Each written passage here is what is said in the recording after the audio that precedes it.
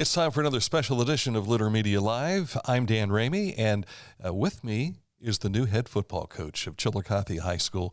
Speaking of TJ Carper, welcome to Chillicothe. Thank you, man. I appreciate it. It feels really good to be here and just excited. Well, I know the community's excited too. So Great. we're going to Yes, talk sir. about who he is, where he's from, and where you hope to go with this Chillicothe football program. All coming up after this from our friends at McDonald's. I was looking for a first job. I had been babysitting and decided it was something for a little more permanent. It pays very well. It's convenient. You can make your own schedule with the flexibility. That's something that I like. The people that I work with are great. I wouldn't ask for a better crew or management team to work for. Back with TJ Carper, new head coach of the Chillicothe Cavaliers. You are familiar with this territory because you still live in MacArthur. Yeah, I still live in MacArthur. I coached 3 years at Vinton County, and we're in Chillicothe every day. It seems like just getting business done and shopping and banking and all that stuff. So I'm very familiar with it, man. Yeah, I'm the same. I live in Pike County, but I spend most of my time in Ross County. Yeah. So I know what you're going through. Yes, sir.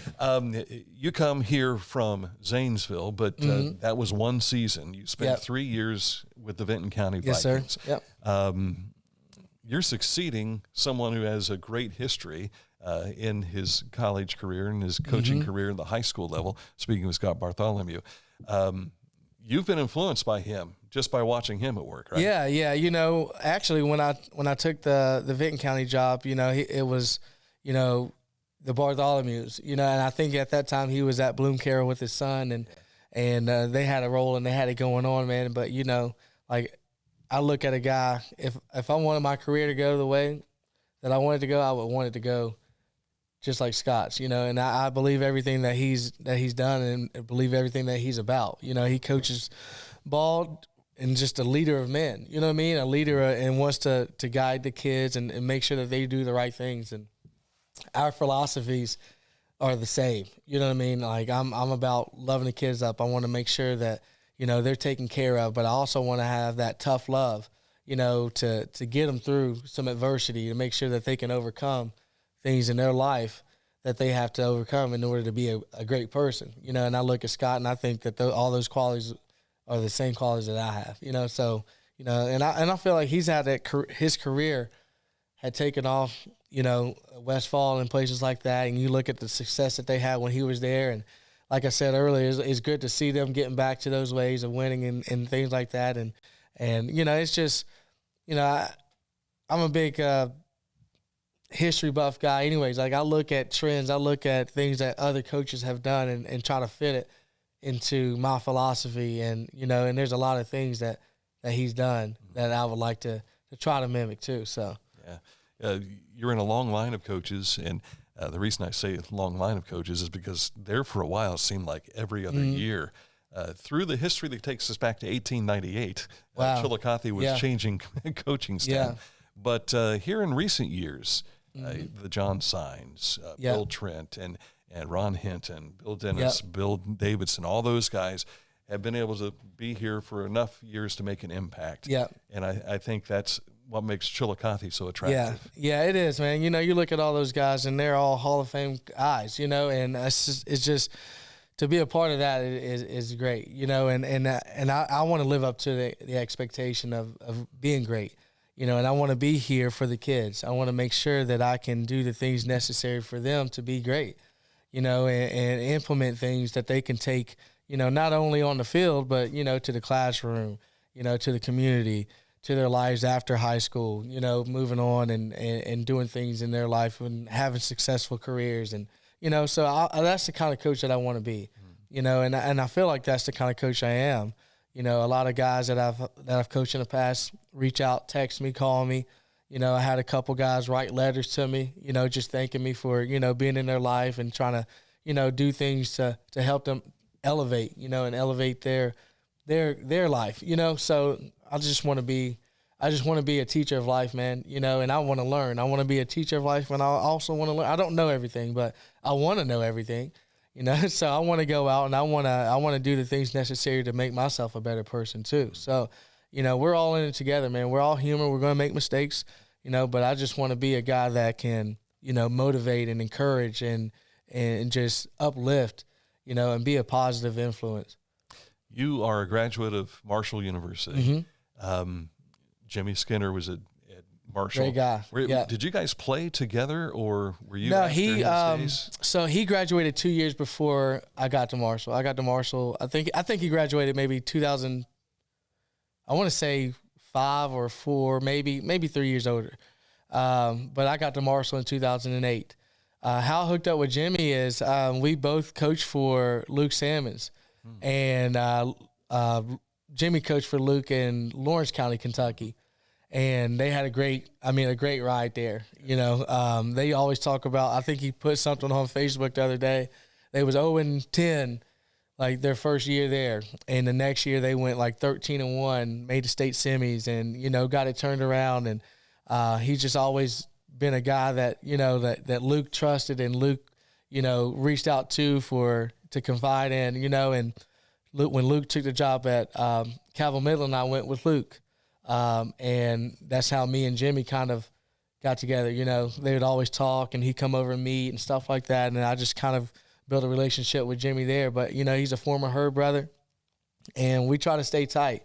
All those Herd guys, man, those Marshall guys, we all try to stay connected in some type of way. It's a fraternity, for life, so I mean, but it was really cool because Jimmy being from Chillicothe, and when I took the Vinton County job, he was like the number one. He's like, man, you're gonna love it around there.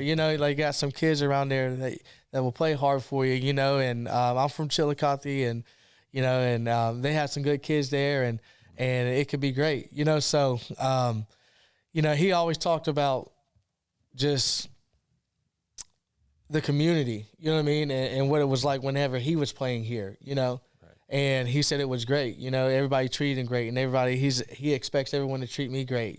Just because, I know him and we're friends, but he's a great guy, man, and he's doing his thing down in Kentucky, and I'm proud of him, and he's had a good career at Madison Southern, and now he's at Frederick Douglass, and he's got some high profile guys that are playing for him. And, I told him the other day, I got to get you to Chile, man, in some type of capacity, maybe to do a camp or something like that, and just to get the community excited, so I think we're going to try to work something out to get him up to run like a quarterback camp or something, and that's what I'm about. I'm about local guys coming back and giving back to the community where they're from. And, whether it be, running a camp or just coming to talk to the kids about, mentality or whatever it might be, or, coming to join the staff, man. Like, I feel like those kids need to see people that have been in their shoes, and especially where they're from, successful and being successful and doing things that they want to accomplish in their life too,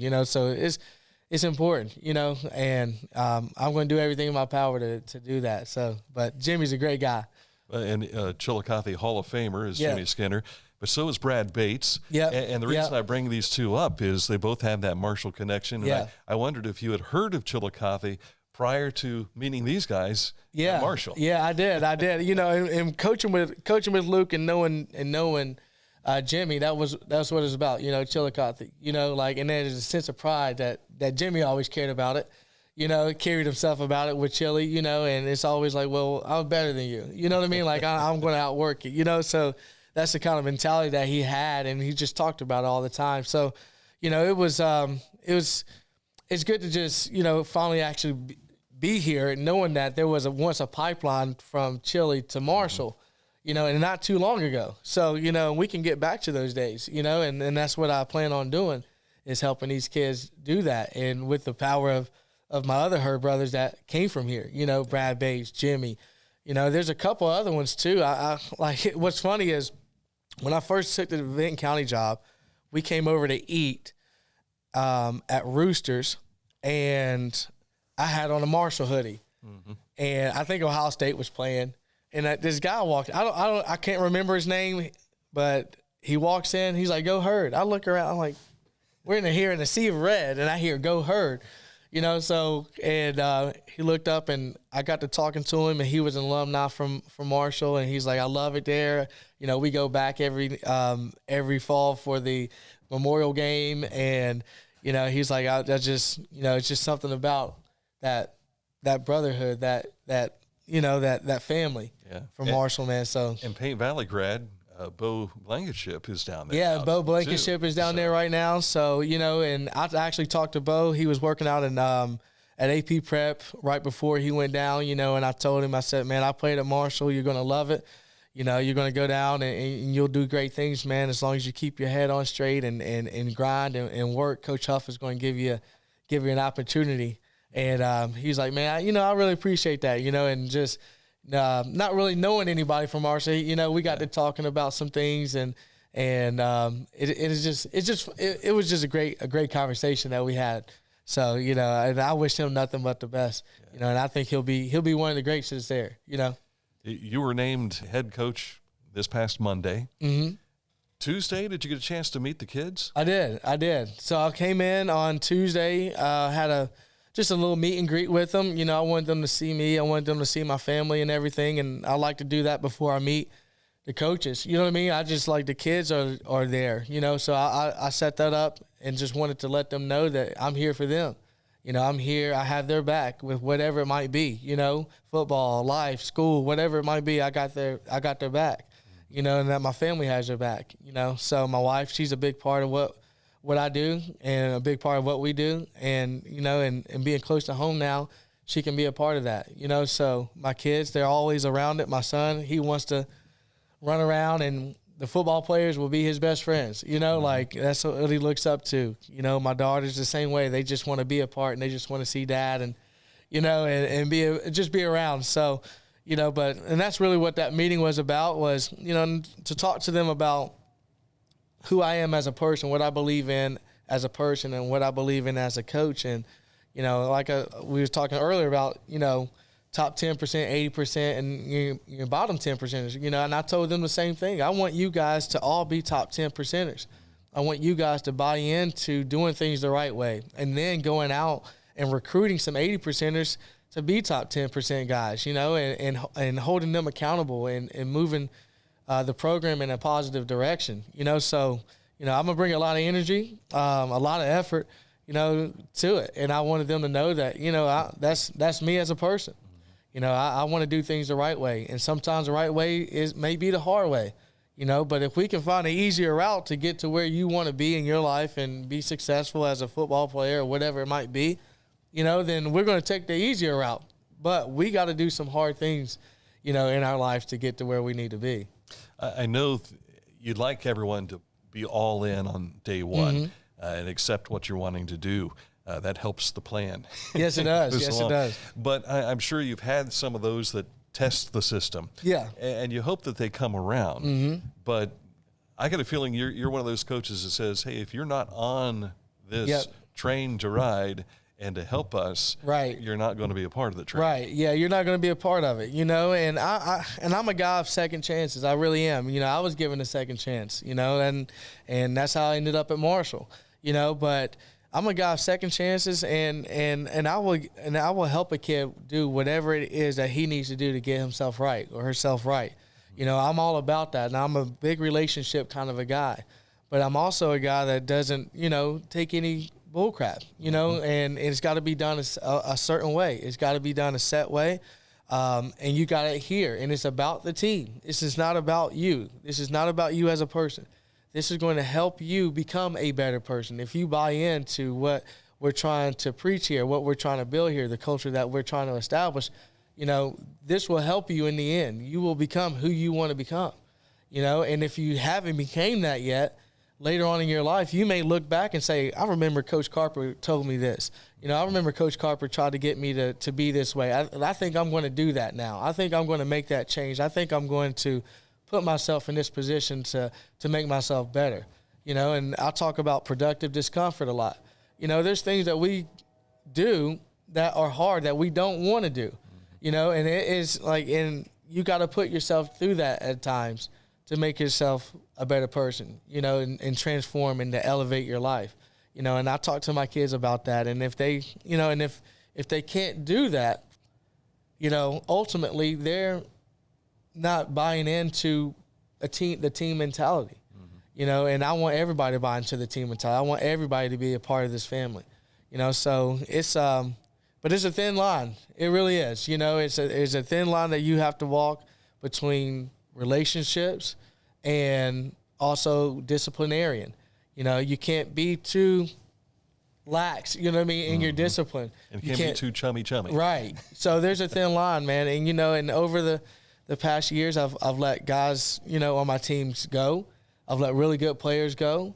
You know, just they wasn't conforming to what, you know, the team rules or whatever it was that we had. And, you know, but at the same time, I'll talk to them. I can talk to them today, you know, just like me and you are sitting here talking and just talk about life and talk about how they're doing and talk about things that they want to accomplish, you know, and I think it goes back to building that relationship, you know, and what I want from my coaches is you have to build relationships with these kids, because if they don't trust you, if they don't like you, they're never going to play hard for you, you know, and sometimes it might not work out for them. They may not be fit for the team, you know, but you have to build that relationship and let them know, hey, man, I love you.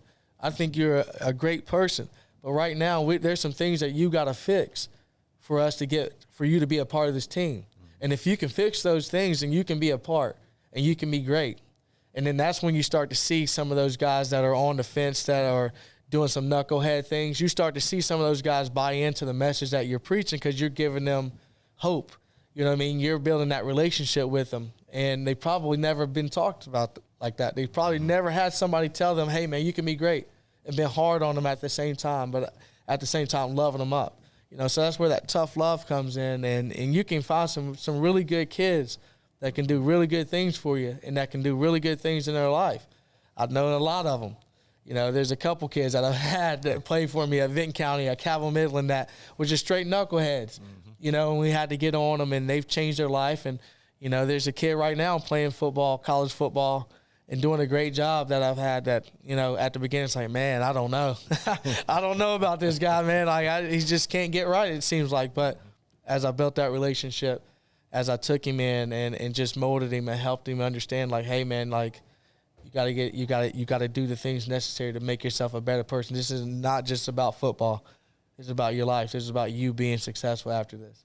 I know before we started the interview, we were talking about at some point in time you get serious about life. Right. And it can start at 16 years old as well. Yeah. And I know with a new coach coming in, you want to set the tone. You want to, this is the line. This is the one that you don't cross. Right. And you're building a culture. Right. And if you want them to buy on and be a part of that culture, then you got to toe the line. You do. You have to toe the line, man. You have to toe the line. You got to walk the straight and narrow. And, you know, like I said, there's going to be kids that's going to deviate off of it. Those kids are everywhere. You know, there's going to be kids, but can you reel them back in? Yeah. And that's the thing. You know, there's great athletes everywhere you go. And sometimes those great athletes are knuckleheads. But can you reel him back in? How can you get those kids to buy into the culture that you want? And the number one way to do it is relationships. Yeah. That's the number one way to do it. That kid, they'll buy into what they see. Yes, sir. They will. They will. You know, and that's what I'm about. I've been that way. I learned that from Coach Salmons. You know, going in, it's funny to look at how my careers went, you know, from a head coach. First year I got into it, I was gung-ho, just really just dove straight into it. My wife would tell you, like, you know, I was never at home. I was always at the office. I was always at the field. I was always doing something extra with the kids, and I was hard on them. I was super hard, and Luke was like, take a step back, man. Take a step back. Think of when you were a kid. You wanted to do everything you could to please your coach. You didn't want your coach to think that you were a failure. These kids they're going to do everything that you ask them to do, you know? So take a step back, build a relationship with them, show them that you love them, take them out to get some food every now and then, give them a ride home, you know, go and play PlayStation with them or whatever it might be that they like to do. You know, talk about life, talk about the girlfriend, talk about their parents, talk about their brothers and sisters. You know, and build that relationship with them. And what you'll see is it's not a transactional relationship.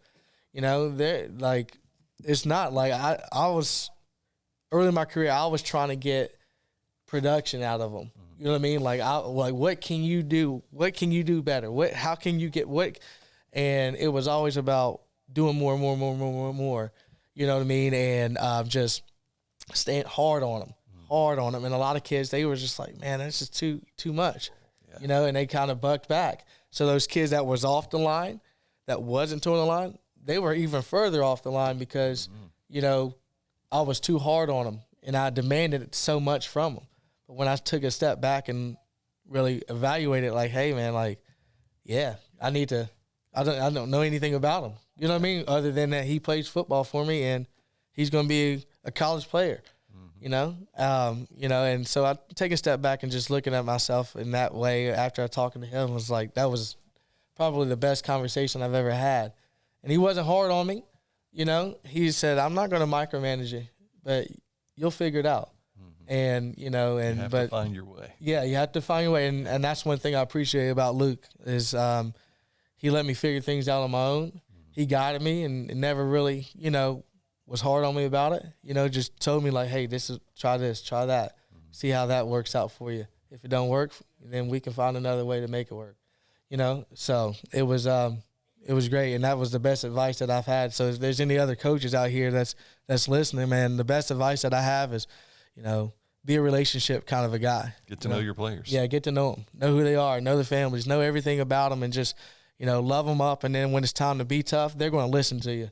When it's time to be tough on them. Yeah, I think one of the misnomers is you wait until you get into the competition to find out about their character. Right. But if you learn about their character well before then, you know what to expect out of them come Friday night. Exactly. Yes, sir. You do. You know exactly what to expect. You know how far you can push them. And that's the thing. Like, you know how far you can push a kid just based off of the relationship that you have with them. Right.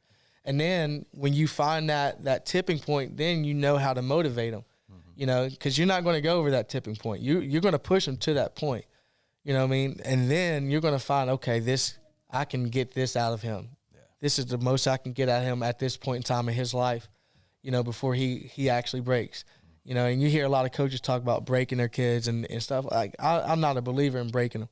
You know, I'm a believer in building them up. I'm a believer in, doing things hard to get them to that point and then building them up from there. You know, so you don't never want to tear a kid down. You know, even if you do, you got to build them up. You got to find a way to motivate them, you know, encourage them, you know, and love them up, you know, because kids, I mean, they're fragile, you know, especially nowadays, you know, a lot of mental health issues going on and stuff like that. And you don't want to find yourself in a position where you're being so hard on a kid and he can't overcome the things that in his life, you know, it may not even be football related. He may come into that day thinking that, you know, the world's against him. You know, mom is mad at me because I didn't clean my room. My teacher's mad at me because I missed a question on the test. You know, my girlfriend just broke up with me. You never know what's going on in a kid's life. So you want to make sure that you treat that with some sensitivity and build them up and encourage them and then just hoping for the best, because sometimes things work out, sometimes things don't. But you know, you're more than an X's and O's coach. You're a counselor, as well. Yes, sir. Yeah, you're a counselor. You're a father a lot of times. Yeah. You know what I mean? You're a brother. You know, there's this thing that we do the night before our last home game. You know, I try to get all of our seniors together, get the team together, and we have a bonfire. And, you know, these kids, I tell them, bring an item of importance to you. You know, bring something that means something to you. And we're going to throw it in the fire, and that is a sacrifice. This may be holding you back. And I had a couple kids. One kid brought in a picture of his grandpa, and, oh, man, it tore me up. I choked up real bad. I mean, picture of his grandpa, that was his person. You know, and it was like the only picture that they had together. And it was like he threw it in the fire and gave a speech about it. And I never, he never really shared that with me. He never really shared that with the team. Nobody really knew, you know, and he's like, this is holding me back. This is something that, you know, I feel like having this, you know, him looking down at me, he would not want me to focus on just him all the time. He would want me to focus on myself and be the better person and just be the best person I can be. So I'm tossing this in the fire. And I can't, that crushed me, man. Like I was like, I don't want you to throw the last picture of your grandfather away, but to him it was necessary, and just building that relationship with him after that, like that means everything, And now we can talk. We talk about it. We talk about just him in life, and just about what he wants to be, who he wants to become, and how he's going to get there, and just being a mentor. So you're everything to these kids: mentor, coach, brother, son. Well, not son, goodness, but but just father. You know what I mean? Like, and I take these kids on as if they are my sons. I take them on as my kids. Everything I taught to my family about my 3 babies that I have, my 3 kids that I have, I taught to them the same way that I do the players. You know what I mean? I talk to them about the same thing. So it's continuity across the board with me. I'm in it all the way, and I'll be whatever role these kids need me to be. I'll be. It has been less than 48 hours as we talk that you've been hired as the coach. By the way, this is not a Zanesville jacket he's wearing. It does say Cavaliers underneath there. Yeah, I got my same Cavs team on. colors. But I have to ask, you got to get these kids on board, speaking of your own kids. Yeah. And I notice they're all here, by the way. Mom's the varsity coach of volleyball at MacArthur at Vinton County. And one of your daughters is wearing Vinton County colors. Yeah. And your son's wearing Cavalier blue and white. So what's this transition going to be like? So it's going to be interesting, Like, I think my wife, she wants to be a head coach. Yeah. And, and that was one of the reasons, why Chillicothe was so appealing to me, is just to be back here with my family, and doing the things necessary for her to be great. I can't look my kids in the eyes and my players in the eyes and talk about family first if I don't, put it into action, and if I don't make those decisions based on my family first. Yeah. First is God, second is family, and then last for me is football. For her is volleyball. And she wants to be a head coach, and she's got that opportunity. She's wanted to do it for a long time, and she's finally got that opportunity. And, it's about compromising. Mm-hmm. And every decision that you make, somebody's going to get slighted. And leaving Zanesville, it wasn't easy. It wasn't easy for me to leave, but I look at it as my family, and how can I compromise and make it work for my wife, for my 3 kids, you know what I mean? And the kids at Zanesville, they're great kids, and they're gonna do great things, and they were upset, of course, about me leaving. I built a lot of relationships in the short time I was there. I built genuine relationships with those kids, and I love them, and I want the best for them, and I think that they can do that, and I told them when I left, I want you guys to remember the talks that we had. Mm-hmm. I want you guys to remember top 10 behavior, 80%, and I'm a big believer in Tim and Brian Kite's stuff with the R factor. Every response or every event you can't change, but you can change your response and have a positive response to get a better outcome. And but that transition coming here, man, it means a lot to just be around family, to be around support. And that's really what drew us to Ohio in the first place, was that family and that structure, so my kids, they love being around their grandma right now and their grandparents, their Mimi and their pappy. And, I just look at it and it's like, man, trying to take them away from that would just be wrong for me to do that. And, recently my wife's father had passed away, and he meant everything to those kids, and now they are pretty much living for him and their grandma, and every weekend they're at their grandma's house. Like, they stay every weekend. It's a routine. They go out, they stay Friday night, they stay Saturday night, and we get them on Sunday, and just to take them away from that would be, that's not putting them first. So, but the transition for me will be interesting. Whenever Chile plays Vinton County, I'm going to be cheering for Chillicothe. You know what I'm saying? So whatever it might be, volleyball, I'm there for the coach. You know what I mean? But in the back of my mind, I want Chillicothe to win. So it's going to be kind of a interesting time whenever Chile plays Vinton County in anything. So the burgundy and gray and the blue and white can live together in the same house. It can, yeah, it can. And she's a competitor. And and walking into Vinton County, like when I took the job at Vinton County, like she's in the Hall of Fame there, and her plaque, you can't even read the words on the plaque from a distance. You got to put it up to your face to see all the accomplishments that she has. So to people at Vinton County, she's a better athlete of the family. You know what I mean? Now I got, I take offense to that, so, but we play horse and stuff like that. We'll go to the gym and shoot around and, healthy I'll competition is good competition. Yeah, it is. So, but it's fun, man. That's my family, and I love them, and I'd do anything for them. Well, I haven't seen the scrimmage schedule just yet, but we do know that you'll start in Fairfield County against Bloom Carroll Bulldogs, and we've looking back on the season opener last week, we've got some paymat to do. Yeah, so there's some payback. We welcome you to Chillicothe proper. Yes, sir. Appreciate you. Look forward to seeing what is going to happen for the Cavaliers. I appreciate you so much, man. Thanks, Dan. Same here. TJ Carper, new head coach of the Chillicothe Cavalier football team. We'll see what they do next fall. Until then, enjoy this edition of Litter Media Live.